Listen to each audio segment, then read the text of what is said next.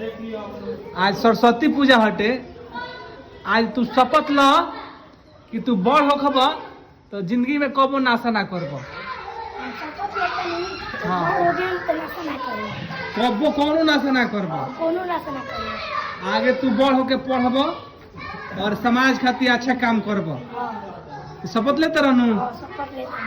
हाँ बहुत अच्छा। तो ये हमारा गांव के हमार भगिना हुवन और आज शपथ लेते रहन कि कब हम गलत काम ना करें, जैसे नाशा ना करें। बहुत अच्छा लागल। रहुओ सभी अपने गांव के लड़का लोग के अच्छा समाज में अच्छा मतलब अच्छा समाज में रखी कि अच्छा काम करस लो और नाशा से एकदम दूर रखी और पढ़ाई लिखाई पे एकदम ध्यान देवे के बाटे कि आगे चल के अच्छा काम करस लो।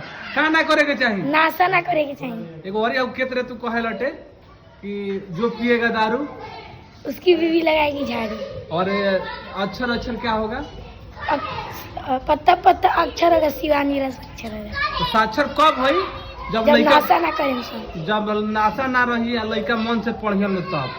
तो आज तू शपथ ले ले बड़ो कबो जिंदगी में नाशा ना करब। एकदम हम सब आदमी हम के बानी सन हेबे स्वीकार करते रहनु।